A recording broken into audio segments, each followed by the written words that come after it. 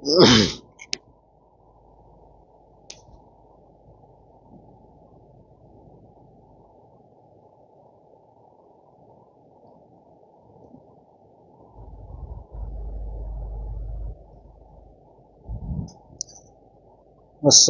আলাইকুম ওয়া রাহমাতুল্লাহি ওয়া বারাকাতুহু।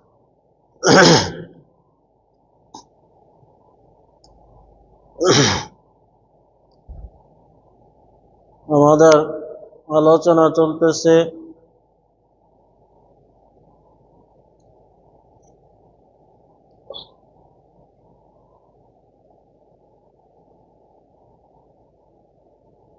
আল্লাহ সুবহানাহু ওয়া তাআলার হাবিবের সাহাবায়ে কেরাম কুরবানির ফজিলত সম্পর্কে জিজ্ঞাসা করলেন। কুরবানি কি জিনিস জিজ্ঞাসা করলেন, এর লাভ কি, এই বিষয়টাও তারা জানতে চাইলেন। আল্লাহ তাআলার হাবিব বললেন যে প্রত্যেকটা পশমের বিনিময়ে বিকুল্লি শাআরাতিন হাসানাতুন, প্রত্যেকটা পশমের বিনিময়ে এক একটা নেকি আল্লাহ তাআলা তোমাদের আমলনামার মধ্যে দান করবেন। সুবহানাল্লাহ। সাহাবায়ে কেরাম জিজ্ঞাসা করলেন, ক্বালা ফাসসুফু ইয়া রাসূলুল্লাহ, হে আল্লাহ তাআলার হাবিব, বেড়া এবং দুম্বার ক্ষেত্রেও কি একই হুকুম? আল্লাহ তাআলার হাবিব বললেন, ক্বালা ফাসসুফু বিকুল্লি শাআরাতিন হাসানাতুন হা, প্রত্যেকটা বেড়ার পশম এবং দুম্বার পশমের বিনিময়েও এক একটা নেকি তোমাদের আমলনামার মধ্যে কুরবানির বিনিময়ে দেওয়া হবে। দুম্বা এবং বেড়ার কথা এই জন্য এনেছেন যে দুম্বা এবং বেড়ার পশম অনেক বেশি হয় এবং অনেক ক্ষেত্রে এগুলোর এক একটা পশমের মধ্যে 10-12টা 20টা 40টা একটা পশমের মধ্যে ঢুকে থাকে। একটা পশমের মধ্যে 20টা 25টা 50টা পশম একসাথে মিলে থাকে। সাহাবায়ে কেরাম জানতে চাইলেন যে ওই 25টা 50টা 100টা পশম যেখানে একত্রিত হয়ে থাকে, এগুলোকে কি একটা পশম ধরা হবে না সবগুলো ভিন্ন ভিন্ন ধরা হবে? আল্লাহ তাআলার হাবিব বললেন, না, ওই একত্রিত পশমগুলোকে একটা পশম ধরা হবে না, বরং প্রত্যেকটাকে আলাদা আলাদা করে এক একটা পশম ধরা হবে। তাহলে আল্লাহ তাআলার হাবিব এই কুরবানির ফজিলত সম্পর্কে আরো আলোচনা করেন। তিনি বলেন, কুরবানির দিনে কুরবানি করার থেকে অধিক ফজিলতপূর্ণ কোনো আমল আল্লাহ তাআলা ওই দিন রাখেননি। সুতরাং কুরবানির দিন কুরবানি করাটাই হচ্ছে সবচেয়ে বড় আমল এবং সওয়াবের কাজ। আল্লাহ তাআলা হাবিব বলেন, ইয়া আইয়ুহান নাস আলা কুল্লি আহলি বাইতিন ফি কুল্লি আমিন উযহিয়া, প্রত্যেক বছর সামর্থ্যবান লোকদের জন্য প্রত্যেক বছরই কুরবানি করা ফরজ, ওয়াজিব। প্রত্যেক বছরই যারা সামর্থ্য রাখে সেই পরিবারের জন্য প্রত্যেক বছরই কুরবানি করা ওয়াজিব। ইয়া আইয়ুহান নাস, হে লোক সকল, আলা কুল্লি আহলি বাইতিন, প্রত্যেকটা পরিবারের জন্য, ফি কুল্লি আমিন, প্রত্যেক বছরই, উযহিয়া, কুরবানি করা ওয়াজিব।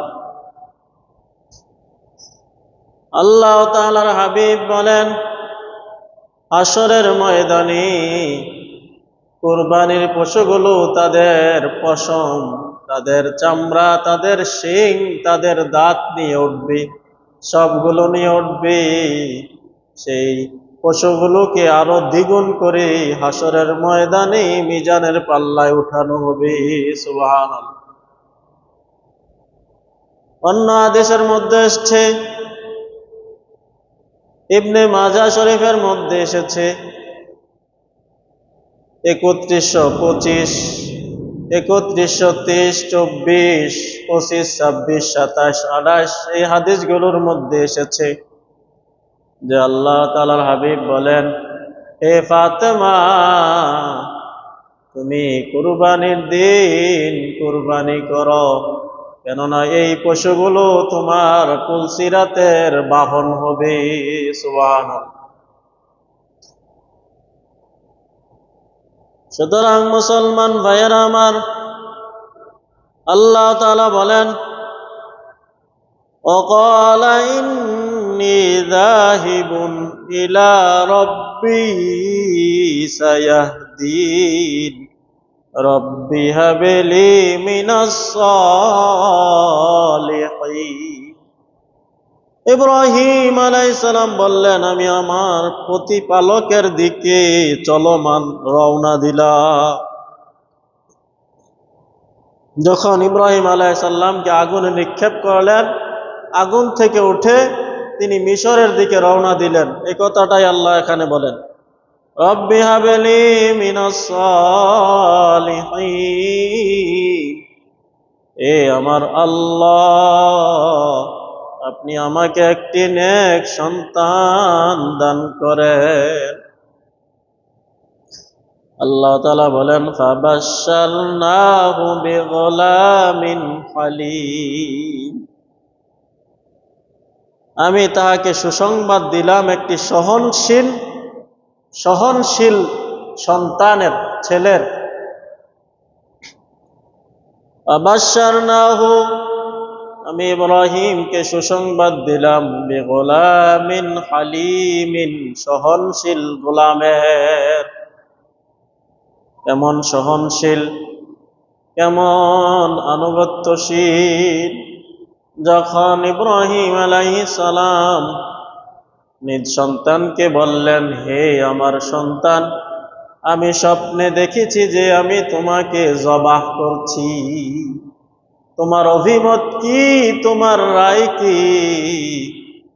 فلما بلغ معه السعي قال يا بني إني أرى في المنام أني أذبحك فانظر ماذا ترى। অতঃপর যখন সাইয়্যিদুনা ইসমাঈল আলাইহিস সালাম পিতার সাথে চলাফেরা করা অবস্থায় উপনীত হলেন, চলাফেরা করতে পারে, পিতার কাজে সাহায্য সহযোগিতা করতে পারে, এমন বয়সে যখন উপনীত হলেন, তখন আল্লাহ তাআলা উপর্যুপরি 3 দিন ইব্রাহিম আলাইহিস সালামকে স্বপ্নে দেখালেন, হে ইব্রাহিম, তুমি তোমার প্রিয় বস্তু কুরবানি করো। প্রথম দিন 100 উট কুরবানি করলেন, 8 জিলহজ। দ্বিতীয় দিন আবার কুরবানি জন্য স্বপ্নে দেখেন, হে ইব্রাহিম, তুমি তোমার প্রিয় বস্তু কুরবানি করো। ইব্রাহিম আলাইহিস সালাম চিন্তায় বিভোর হয়ে গেলেন, চিন্তায় বিমগ্ন হয়ে গেলেন। আমার প্রিয় জিনিস কি? ইয়াউমুত তারবিয়া, চিন্তার দিন, 9 জিলহজ। চিন্তা করে তিনি আরো 100 উট কুরবানি করলেন। তৃতীয় রাতে আবার স্বপ্ন দেখলেন, তিনি আর বুঝতে বাকি রইল না যে আমার প্রিয় জিনিস হচ্ছে আমার সন্তান সাইয়্যিদুনা ইসমাঈল আলাইহিস সালাম। ক্বালা ইয়া বুনাইয়া, ইব্রাহিম আলাইহিস সালাম বললেন, হে আমার প্রিয় বৎস, হে আমার প্রিয় ছেলে, ইন্নী, নিশ্চয়ই আমি, আরা ফিল মানামি, আমার ঘুমের মধ্যে দেখলাম, আন্নী আযবাহুকা, নিশ্চয়ই আমি তোমাকে জবাহ করছি। ফানজুর মাযা তারা, সুতরাং তুমি এখনই জবাব দিতে হবে এমনটা নয়, বরং তুমি চিন্তা ভাবনা করে তারপরে আমাকে জানিও যে তুমি এই কুরবানি হতে রাজি আছো কিনা। আমি যে স্বপ্নে দেখলাম যে তোমাকে কুরবানি করছি, এটা আমি তোমাকে জানালাম। সুতরাং তুমি চিন্তা করে দেখো তুমি এই বিষয়ে রাজি আছো কিনা, কুরবানি হতে, জবা হতে, আল্লাহর রাহে কুরবানি হতে তুমি রাজি আছো কিনা। ফানজুর, তুমি চিন্তা করো, মাযা তারা, তোমার অভিমত কি, তোমার সিদ্ধান্ত কি। সাথে সাথেই সাথে সাথেই ফোন বন্ধ করে দৃশ্য দেন। সাথে সাথেই ইব্রাহিম আলাইহিস সালামের সন্তান কোনো চিন্তা করলেন না, কোনো অপেক্ষা করলেন না, বরং সাথে সাথেই তিনি উত্তর দিয়ে দিলেন, ক্বালা ইয়া আবাতি ফআল মা তুমার, হে আমার আব্বা জান, আপনাকে যেই নির্দেশ দেওয়া হয়েছে, আপনাকে যেই নির্দেশ দেওয়া হয়েছে তা আপনি বাস্তবায়ন করুন। ইব্রাহিম আলাইহিস সালাম ইসমাইল আলাইহিস সালাম বললেন না যে আপনি যে স্বপ্নে দেখেছেন সেই স্বপ্ন বাস্তবায়ন করুন, বরং ইসমাইল আলাইহিস সালাম বললেন আপনাকে যেই নির্দেশ দেওয়া হয়েছে। ইসমাইল আলাইহিস সালাম স্বপ্নটাকে সরাসরি আল্লাহ তাআলা নির্দেশ বানালেন। কেমন সন্তান? সন্তান তো বলতে পারতো, এ আমার আব্বা জান, আপনি তো স্বপ্নে না দেখেছেন, সুতরাং স্বপ্নে কত কিছুই তো দেখা যায়। এই কথা না বলে বললেন আপনি যেই নির্দেশ আল্লাহ তাআলার থেকে পেয়েছেন সেই নির্দেশ আপনি বাস্তবায়ন করুন। তাহলে নবীদের স্বপ্ন হচ্ছে ওহী, তাদের স্বপ্ন ওহী।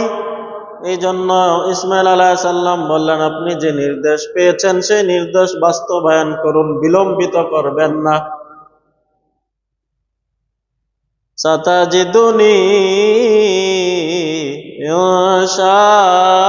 ইনশাআল্লাহু মিনাস সাবিরিন। হে আব্বাজান, অচিরেই আপনি নিশ্চয়, আল্লাহ চাহে তো আপনি আমাকে ধৈর্যশীলদের অন্তর্ভুক্ত পাবেন। অচিরেই আপনি, আল্লাহ চাহে তো আমাকে ধৈর্যশীলদের অন্তর্ভুক্ত পাবেন।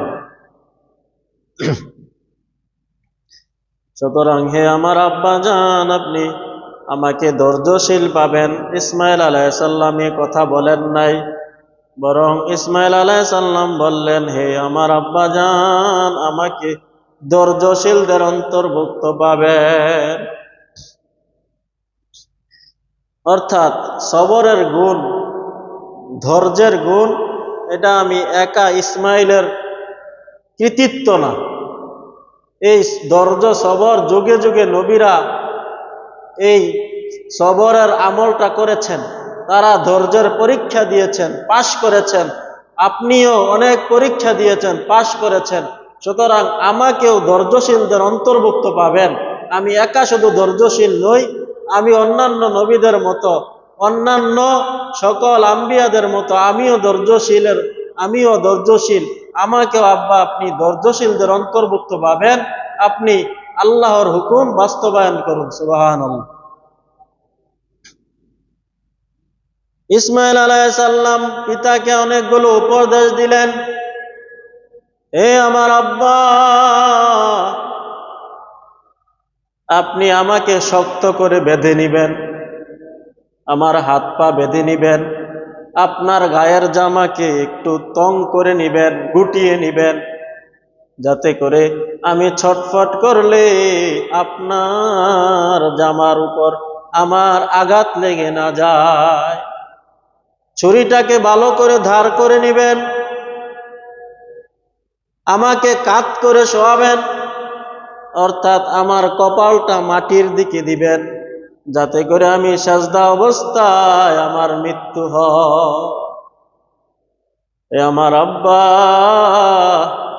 আমার রক্তমাখা জামা যদি আমার মার কাছে নিয়ে যেতে চান তাহলে নিয়ে যেন, এতে করে আমার মা আমার জামা দেখে একটু সান্ত্বনা পাবে। একমাত্র পিতার সন্তান ইসমাঈল আলাইহিস সালামের মুখে এই ধরনের কথাগুলো শোনার পরে পিতার অবস্থা কি হতে পারে এটা সহজেও অনুমেয়।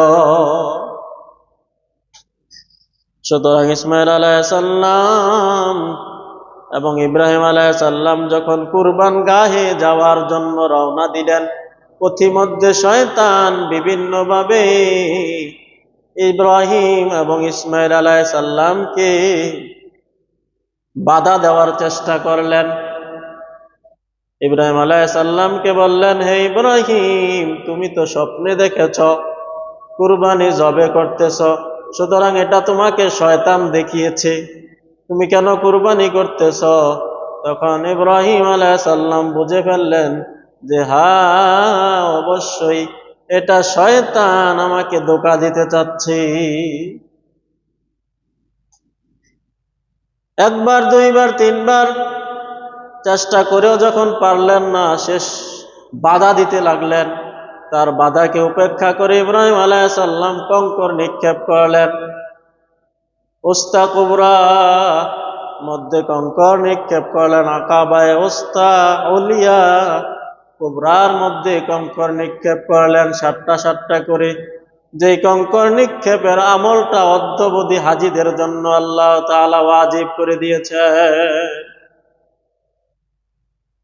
তারপরে ইসমাঈল আলাইহিস সালামকে ধোঁকা দিতে চাইলেন, হে ইসমাঈল, তোমার আব্বা কোথায় নিয়ে যাচ্ছে জানো নাকি? কয় কোথায়? কয় তোমার আব্বা তো তোমাকে কুরবানি করার জন্য নিয়ে যাচ্ছে। কয় কোনো পিতা কি তার ছেলেকে কুরবানি করতে পারে? বলে পারে।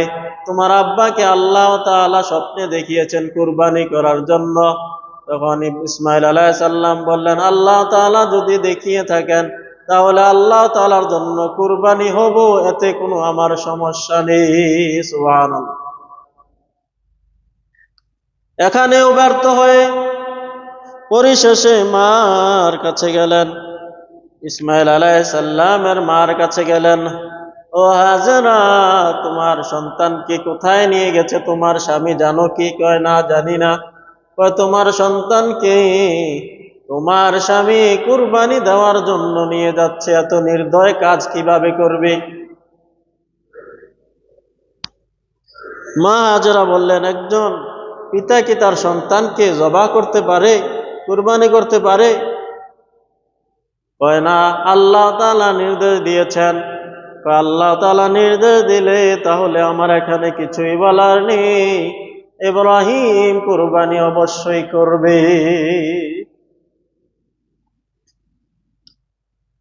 অতঃপর যখন তারা কুরবান গাহে চলে গেলেন মিনায়, উভয় বললেন, ফালাম্মা আসলামা ওয়া তাল্লাহু লিল জাবিন, উভয়ে যখন আত্মসমর্পণ করলেন, ফালাম্মা আসলামা,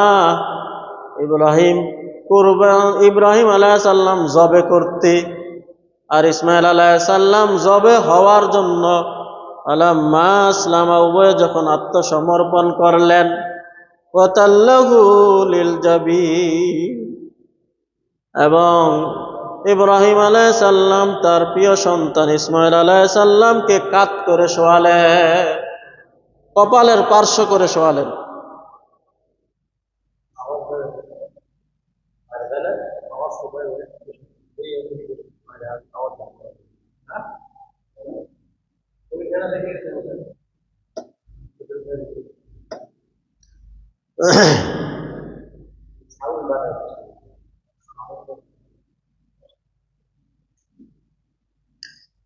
فلما أسلما وتله للجبين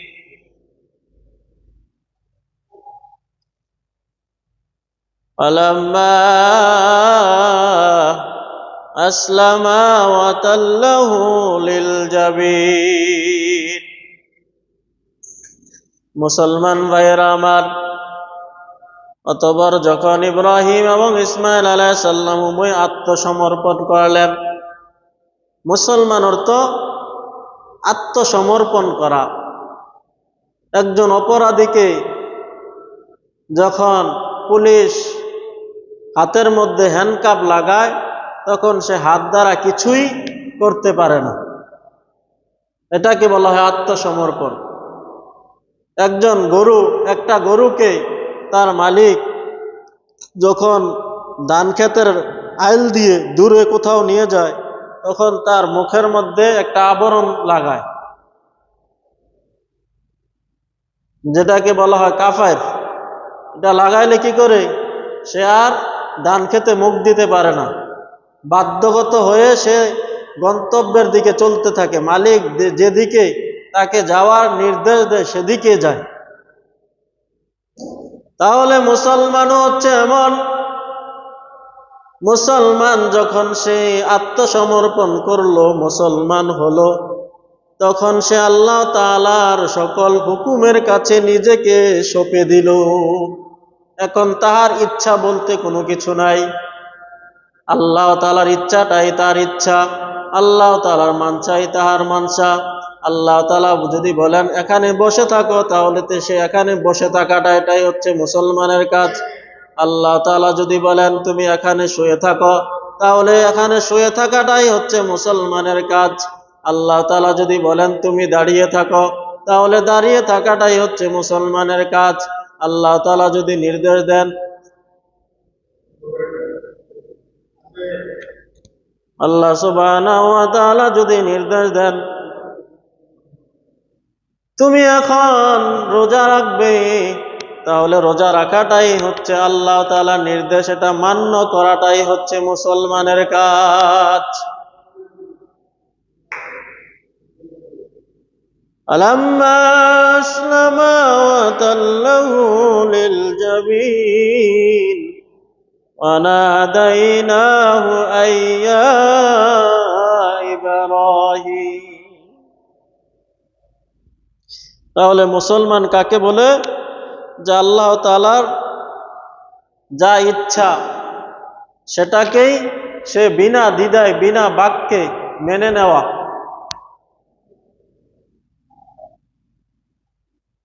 বিখ্যাত মুহাদ্দিস আব্দুল্লাহ ইবনে মুবারক রাহমাতুল্লাহি আলাইহি তিনি একটি গোলাম ক্রয় করলেন। গোলামকে বললেন, গোলাম তুমি কোন ধরনের পোশাক পছন্দ করো? আমার কোনো পছন্দ নাই, আপনি যেই পোশাক খরিদ করে দিবেন সেটাই আমার পছন্দনীয় পোশাক। জিজ্ঞাসা করলেন তুমি কোন ধরনের ঘরে থাকতে পছন্দ করো? গোলাম বললেন আমার কোনো ঘরের পছন্দ নাই, আপনি যেই ঘরে আমাকে রাখবেন সেটাই আমার পছন্দ। গোলামকে জিজ্ঞাসা করলেন, গোলাম তুমি কি খেতে পছন্দ করো? আপনি যা খাওয়াবেন, আপনি যেটা পছন্দ করেন সেটাই আমার পছন্দ। তুমি কখন কোথায় কি কাজ করতে পছন্দনীয় মনে করো? তখন গোলাম বললেন আপনি যেটা যখন যেখানে বলতে যেতে বলবেন তখন সেখানে যাওয়াটাই এটাই আমার জন্য পছন্দনীয়।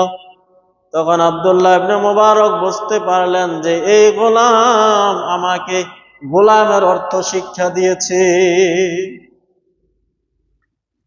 এই গোলাম থেকে আমি গোলামি শিক্ষা পেলাম, সুতরাং যাও তোমাকে আমি আজাদ করে দিলাম, আমি এতদিন বুঝি নাই গোলামের অর্থ কি। সুতরাং মুসলমান ভাইরা আমার, এটার নাম হচ্ছে মুসলমানিত্ব, আত্মসমর্পণ করা, নিজেকে পরিপূর্ণভাবে আল্লাহ তাআলার বিধানের কাছে সঁপে দেওয়া। সুতরাং ইব্রাহিম এবং ইসমাইল আলাইহিস সালাম উভয়ে নিজেকে সঁপে দিলেন। যখন সঁপে দিলেন, ইব্রাহিম আলাইহিস সালাম যখন সন্তানের গলার মধ্যে ছুরি চালাচ্ছেন, যত শক্তি আছে তত শক্তি দিয়ে তিনি ছুরি চালাচ্ছেন, কিন্তু ইসমাইল আলাইহিস সালামের গলা কাটছে না।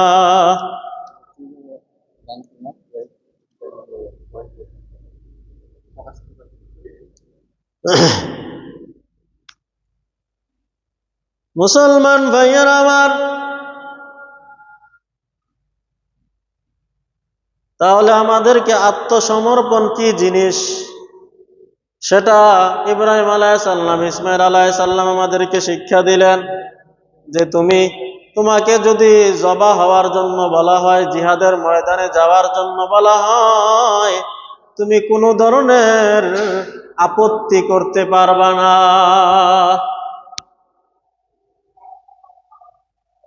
ইব্রাহিম আলাইহিস সালাম ছুরি চালাচ্ছেন, ছুরি চলে না,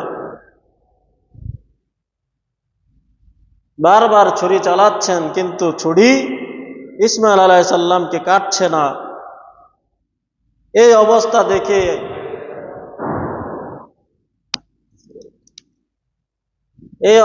দেখে ইসমাইল আলাইহিস সালাম এবং ইব্রাহিম আলাইহিস সালামের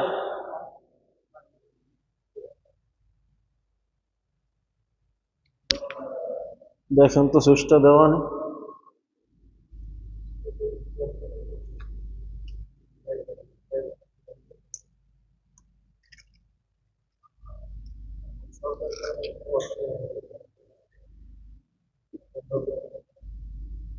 মাঝখানেরটা দেওয়া না শেষ।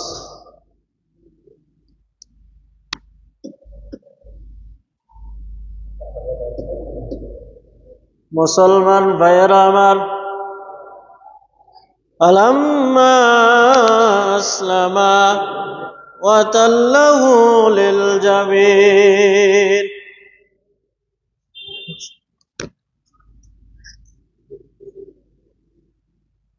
وَنَادَيْنَاهُ أَن يَا إِبْرَاهِيمُ। মুসলমান ভাইয়েরা আমার, যখন উভয়ের অবস্থা দেখলেন, আসমানে তো দেখতেছেন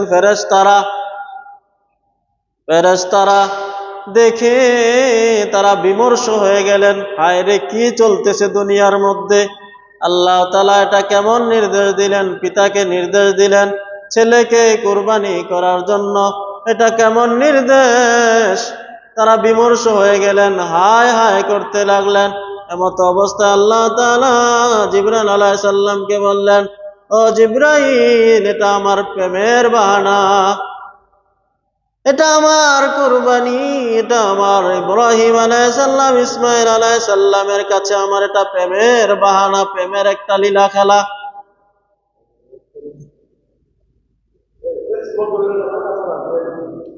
কুরবানি নয়, প্রেমের বাহানা। ইব্রাহিমের প্রেম বাহানা বিফল হলো না। ওয়ানাদাইনাহু আইয়া ইব্রাহিম, অতবার আমি ইব্রাহিমকে ডাক দিলাম, হে ইব্রাহিম, কদ সাদ্দাকাতার রুইয়া, তুমি তোমার স্বপ্নকে সত্যরূপে পরিণত করেছ, সত্যায়িত করেছ। ইন্না কাযালিকা নাজিজিল মুহসিনিন, নিশ্চয়ই মুহসিন সফল কাম, নিশ্চয়ই যারা সৎকর্ম পরায়ণশীল তাদের প্রতিদান এমনই হয়ে থাকে। ইন্না হাযা লাহুয়াল বালাউল মুবিন, নিশ্চয়ই এমন প্রতিদানে আল্লাহ তাআলা দিয়ে থাকেন। ইন্না হাযার, এটা লাহুয়াল বালাউল মুবিন, ইব্রাহিম আলাইহিস সালামের জন্য সুস্পষ্ট পরীক্ষা ছিল।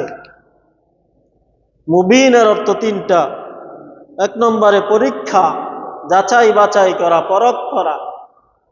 দুই নম্বরে বিপদ, এটা ইব্রাহিম আলাইহিস সালামের জন্য ছিল সুস্পষ্ট বিপদ।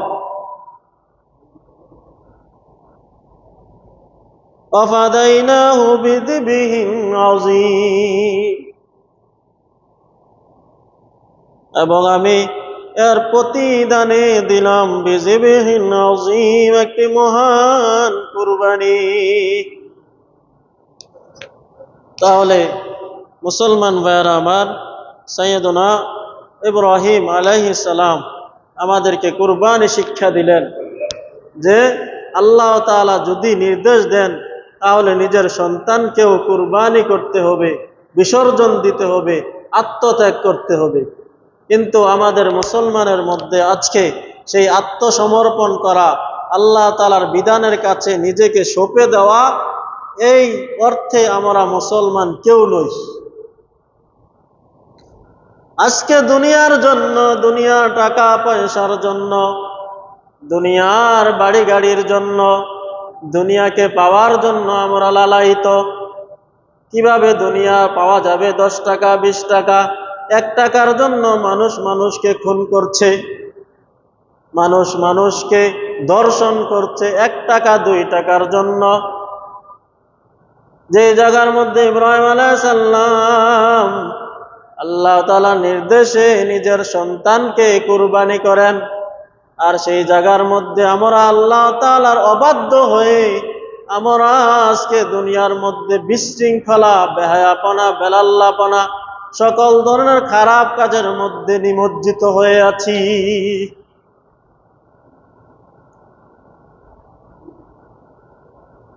আজকে ঘর থেকে বের হলেই সংবাদপত্রে একটু নজর বুলালেই দর্শন আর দর্শন, মানুষ হত্যা আর মানুষ হত্যা। কেন এগুলো হচ্ছে? দুনিয়ার লোভে, দুনিয়ার টাকার লোভে, একটু সম্পদ পাওয়ার লোভে। 2017 থেকে 2024 পর্যন্ত হিসাবে, পুলিশের হিসাবে প্রত্যেক বছর গড়ে 6,000, 6,500 নারী ধর্ষণ হচ্ছে।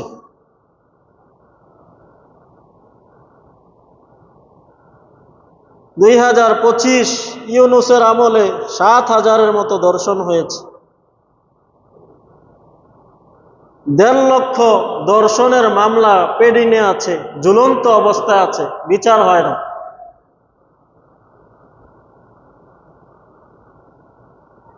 তাহলে মুসলমান ভাইরা আমার, এদেরকে কিভাবে আপনি মানুষ বলবেন? কিভাবে মুসলমান বলবেন? যেই দেশের মধ্যে 6,000, 7,000 ধর্ষণ হয়, 1.5 লক্ষ ধর্ষণের মামলা ঝুলন্ত অবস্থায়, বিচার হয় না। 20 বছর, 30 বছর, 13 বছর, 14 বছর, 15 বছর হয়ে গেছে। যখন নেতার কোনো সম্পর্ক হয়, তখন তাকে বাঁচানোর জন্য ধারা পরিবর্তন করে, যে ধারার মধ্যে খুন আছে সেই ধারাকে পরিবর্তন করে অন্য ধারার মধ্যে ঢুকাই দেয়। যেই ধারার মধ্যে 14 বছর, 15 বছর, 10 বছর জেল, সেই ধারার মধ্যে ঢুকিয়ে ওই দর্শনকারীকে বাঁচিয়ে দেওয়া হয়। তাহলে মুসলমান ভাইরা আমার, আমরা আজকে নিরাপদ নয়, আমাদের মা বোনেরা নিরাপদ নয়। ঘর থেকে বের হলেই দর্শন হচ্ছে। কেন? আমরা আল্লাহ তাআলার হুকুমের কাছে নিজেকে সঁপে দিচ্ছি না পুরাপুরিভাবে। শুধু টাকা পয়সার জন্য। আজকে আমাদের নেতাগণ আমাদের থেকে নির্বাচনের আগে কত ধরনের ওয়াদা করেন, আমাদের সেবা করবেন, কিন্তু আমাদেরকে সেবা কি তারা দিচ্ছে? যে 6টা সেবা দেওয়া প্রত্যেকটা নেতার জন্য ওয়াজিব, ফরজ। প্রত্যেকটা কর্মী, প্রত্যেকটা মানুষকে, প্রত্যেকটা নেতা 6টা সেবা অবশ্যই আপনাকে দিতেই হবে। শিক্ষা, সুশিক্ষা আপনাকে দেওয়া প্রত্যেকটা নেতার জন্য ওয়াজিব। চিকিৎসা, আপনার সম্পূর্ণ চিকিৎসা দেওয়া নেতার জন্য ওয়াজিব। নিরাপত্তা, আপনাকে পরিপূর্ণ নিরাপত্তা দেওয়া নেতার জন্য ওয়াজিব। অন্ন, আপনার খাবার দেওয়া নেতার জন্য ওয়াজিব। বস্ত্র, আপনার কাপড় দেওয়া নেতার জন্য ওয়াজিব। বাসস্থান দেওয়া, এই 6টা দেওয়া প্রত্যেকটা নেতার জন্য ওয়াজিব। কিন্তু নেতাগুলো কি এই 6টা ব্যবস্থা কোনো কর্মীর জন্য, কোনো বাংলাদেশের জনগণের জন্য কোনো এমপি করেছে? করে নাই। কিন্তু ক্ষমতা নেওয়ার জন্য পাগল। শিক্ষা, চিকিৎসা, নিরাপত্তা, অন্ন, বস্ত্র, বাসস্থান, এই প্রত্যেকটাই 6টা জিনিস প্রত্যেকটা নাগরিকের অধিকার। প্রত্যেকটা নেতাকে প্রত্যেকটা নাগরিকের জন্য এই অধিকারগুলো পরিপূর্ণভাবে আদায় করলেই সে তার হক আদায় করলো। কিন্তু সেই হক আদায় করার নাম নেই। মূলত ক্ষমতা নিয়ে কিভাবে আঙ্গুল ফুলে কলা গাছ হবে সেটার জন্যই তারা পাগল। আজকে যদি আমরা মুসলমান হতাম, আত্মসমর্পণ যেভাবে ইব্রাহিম আলাইহিস সালাতু ওয়াস সালাম করেছেন সেভাবে যদি আমরা আত্মসমর্পণ করতাম, তাহলে একটা মানুষও নিরাপত্তাহীন থাকতো না। একজন বাদশা, সে একটা সুন্দরী রূপসী রমণী চীন দেশ থেকে ক্রয় করে এনেছে। আল্লামা গুলিস্তার মধ্যে এই ঘটনাটা এসেছে। কবিকুলের সম্রাট শেখ সাদি রহমতুল্লাহ আলাই গুলিস্তার মধ্যে ঘটনা এনেছেন, 40 নম্বর ঘটনা। যে বাদশাহ সে একটা সুন্দরী রমণী বাদীকে ক্রয় করে এনেছে, সে ভোগ করার জন্য, তার মনের তৃপ্তি খায়েশ মিটানোর জন্য। মুসলমান ভাইয়েরা আমার, যখন সেই বাদশা রাত্রে সেই রমণীর কাছে গেলেন, সেই রমণী কোনো ক্রমেই তাহাকে ভোগ করতে দিল না। সে বাদশার সাথে কোনো ক্রমেই রাজি হলো না। সুতরাং বাদশা গুসায় রাগে সে তার জেলখানার মধ্যে একটা কালো হাবশি গোলাম বন্দি অবস্থায় 40 বছর ছিল। এত কালা এরকম ভাবে আলকাতরার থেকেও বেশি কালো। তাহার একটা ঠোঁট নাকের উপরে চলে গেছে, আর একটা ঠোঁট চলে গেছে এরকম ভাবে গলার মধ্যে। এমন অবস্থা, তার সম্পূর্ণ শরীর থেকে ভাদ্র মাসের কুকুরের যেই লালা থেকে যেমন দুর্গন্ধ, ঘাম থেকে যেমন দুর্গন্ধ, তার শরীর থেকে তার থেকেও বেশি দুর্গন্ধ।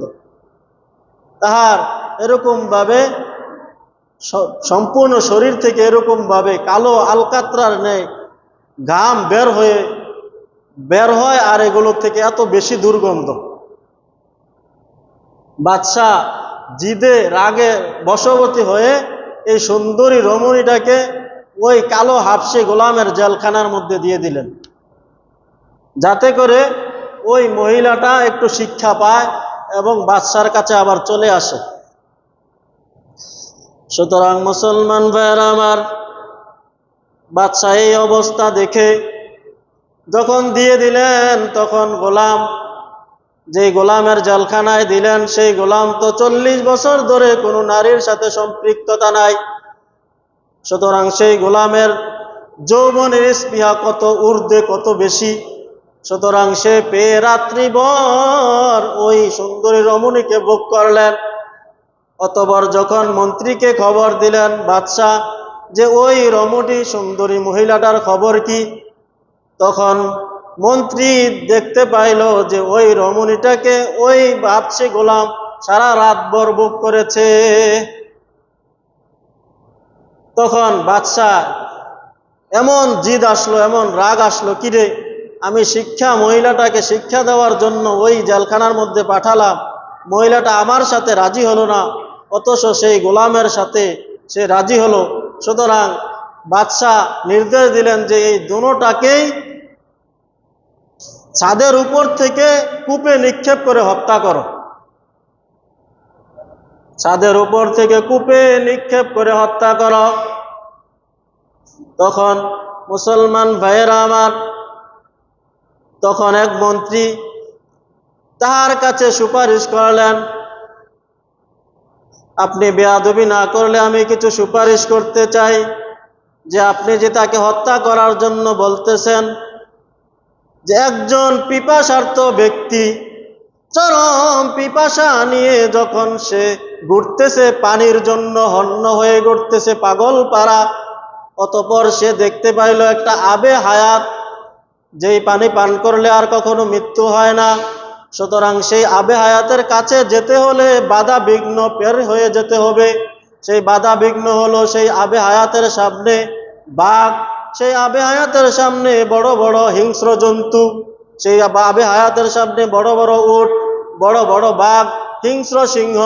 সুতরাং যেই ব্যক্তি পানির জন্য হন্য হয়ে তার তৃষ্ণা নিবারণের জন্য ঘুরতেছে, সেই ব্যক্তিটা যদি পানি পায়, সেই ব্যক্তিটা কি ওই জন্তুদের ভয়ের অপেক্ষা করবে কিনা?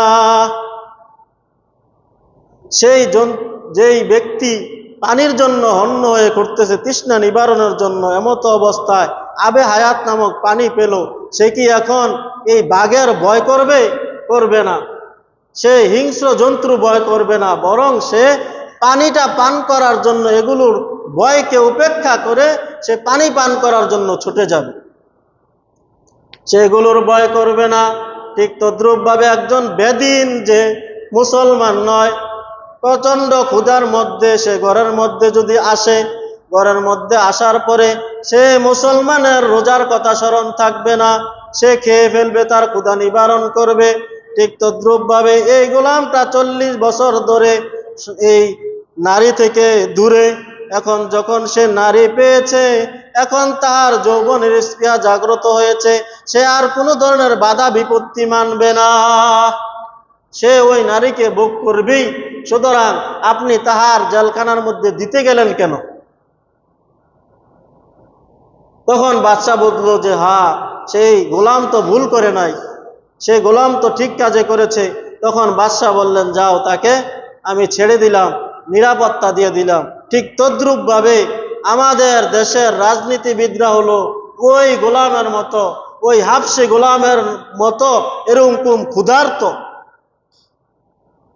ওই হাবশি বেলালের মতো এত ক্ষুধার্ত যে ক্ষুধার কারণে তারা এই জনগণের যে 6টা নিরাপত্তার কথা বলে তারা মানুষের ম্যান্ডেট নিল, মানুষের থেকে ভোট নিল, এখন তারা নিজের ক্ষুধা নিবারণ করতেই ব্যস্ত।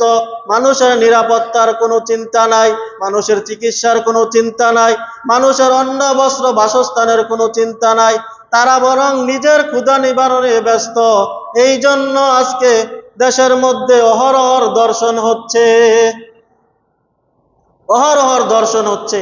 তাদের চিন্তা হলো আমার কোটি কোটি টাকা বানাতে হবে, কোটি কোটি টাকার মালিক আমাকে হতে হবে, মানুষের নিরাপত্তার চিন্তা আমার নেই। আমাদের নেতারা হলো ওই সোসার মতো, যেই একজন ব্যক্তি একটা আখ খেলো, আখটা খেয়ে সে তার সোবাটা ফেলে দিল, আরেকজন দানব পিছন দিক দিয়া এই সোবাটাকে এরকম ভাবে সে মুখে নিয়ে এরকম ভাবে রস বের করার জন্য চেষ্টা করতেছে। তখন সেই দানবকে বলতেছে, আরে কেমন নাদান, দেখো এই সোবাটার মধ্যে 1 ফোঁটা রসও রাখে নাই, সোবাটার মধ্যে 1 ফোঁটা রসও রাখে নাই। তো আমাদের দেশের অবস্থা হলো এমন, আমাদের দেশটা এরকম আখের মতো, আর যেই রসটা, এই রসগুলো হলো আমাদের দেশের ধন সম্পত্তি। দীর্ঘ 16.5 বছর এই আখটাকে চুষে শোভা বানিয়ে দিয়ে গেছেন আমাদের খুনি শেখ হাসিনা। এই শোভাটাকেই আবার 1 বছর 1.5 বছর চুষছেন ডক্টর ইউনূস, চুষে আর কিছুই নাই, দেশের সব ফুল একদম খোলা হয়ে গেছে, এই খোলাটার মধ্যে আবার চুষতেছেন। এই আখেরটাকে চুষে গেছেন খুনি হাসিনা, এরপরে 1.5 বছর চুষছেন ইউনূস, এরপরে আবার এসে আবার দানবের মতো আবার অন্য দলেরা চুষতেছে। এই দেশকে এভাবে চুষে এক একজন আঙ্গুল ফুলে কলা গাছ হচ্ছে, কিন্তু দেশের নিরাপত্তা, মানুষের নিরাপত্তা, মা বোনের নিরাপত্তা দেওয়ার তাদের কোনো চিন্তা নেই। এক একজন খুনি দর্শক, 1.5 লক্ষ দর্শকের মামলা পেন্ডিংয়ে আছে, ঝুলন্ত অবস্থায় আছে, কোনো বিচারের কোনো বাল বাছাই নাই, বিচারের কোনো চিন্তা নেই, বরং আমাকে চোষাটাই চষে কোটিপতি হতে হবে। অথচ আমরা ছিলাম মুসলমান, এগুলোকেও কি আপনারা মুসলমান বলবেন? এগুলোকেও কি আপনারা মানুষ বলবেন? তাই তো আইনউদ্দিন আল আজাদ রহমতুল্লাহ আলাই বলে গেছেন যে এগুলোকেও কি আপনারা মানুষ বলবেন?